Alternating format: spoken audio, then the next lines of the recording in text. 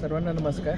चोपड्यामध्ये आज माझी पहिलीच व्हिजिट होती आणि त्याच्यामध्ये सगळ्यात पहिली आढावाला व्हिजिट झाली. तिथे आपण जे सेन्ससचं आपलं पायलट प्रोजेक्ट आपला चालू आहे, म्हणजे संपूर्ण भारतामध्ये जे सेन्सस होणार आहे त्याच्यासाठी पायलट म्हणून चोपड्याची निवड करण्यात आलेली आहे आणि तिथे प्रगणक आणि सुपरवायझर्स यांची आपण आढावा घेतला आणि तिथे हाऊसहोल्ड सर्वे आणि इंडिव्हिज्युअल जो सर्वे चालू आहे त्याच्याबद्दल पूर्ण आढावा घेतला. तर तो अगदी सुरळीत चालू आहे आणि तिथून येणाऱ्या सगळ्या फीडबॅकवरती आपला जो देश पातळीवरचा जो आपल्याला सेन्ससचा सर्वे करायचा आहे तो सर्वे डिपेंडंट राहणार आहे. पहिल्यांदाच डिजिटल स्वरूपामध्ये हा सर्वे करण्यात येणार असून त्याच्यामुळे आपला इथं चोपड्यामध्ये होणारं पायलट खूप महत्त्वाचं आहे. त्याच्यानंतर मी इथे नगर परिषदेला भेट दिली.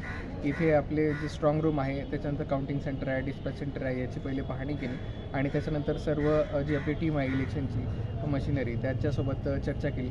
त्याच्यामध्ये SDO साहेब, त्याच्यानंतर तहसीलदार साहेब आणि CO साहेब आणि त्यांची संपूर्ण टीम आणि पोलिसांची टीम देखील उपस्थित होती.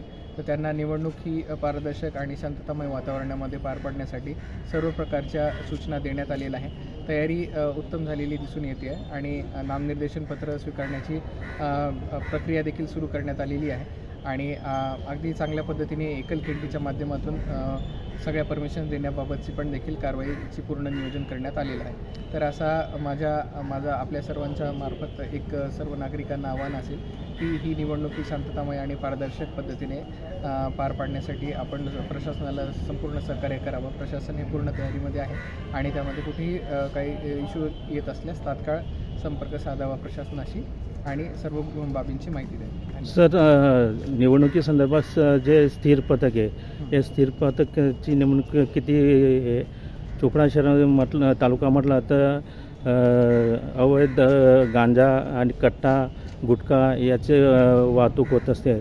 तर जे आपला जे पॉईंट आहे त्या सर्व ठिकाणी स्थिर पथक लावण्यात येतील का? तर आपल्या सर्वांना कल्पनाच आहे की लोकसभा आणि विधानसभेच्या निवडणुकांप्रमाणेच आपण नगर परिषदांच्या निवडणुकांमध्ये SST, FST, VST, VVT आणि MCMC अशा प्रकारची पथकं आपण स्थापन करत असतो.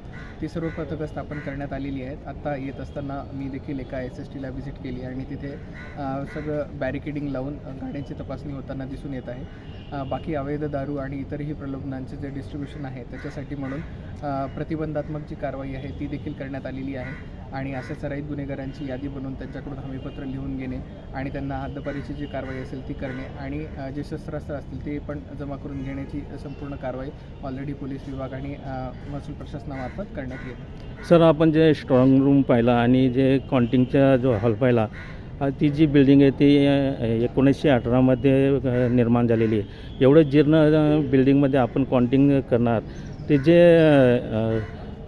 मतमोजणीचे कर्मचारी आहे, उमेदवारांचे प्रतिनिधी आणि मीडिया कक्ष, तर एवढा जे ती बिल्डिंग तर जे आहे ते पेलेल का? तर त्याच्यासाठी याची स्ट्रक्चरल स्टॅबिलिटी बघण्याचं जे काम आहे ते PWD मार्फत करण्यात येतं. तर त्या प्रकारची स्ट्रक्चरल स्टॅबिलिटी इन्शुअर करण्याबाबत यापूर्वी सूचना दिलेल्या होत्या.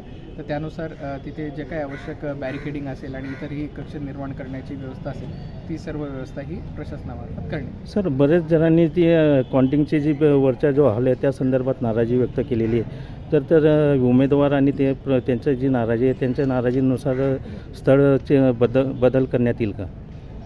माझ्यापर्यंत तरी अशी आपली कंप्लेंट आलेली नाही आहे. तशी कंप्लेंट आल्याच्या नंतर आपण त्याच्यामध्ये शहानिशा करून जर आवश्यकता असल्यास मग त्याच्यावरती पुढचा निर्णय घेण्यात. Okay, thank you.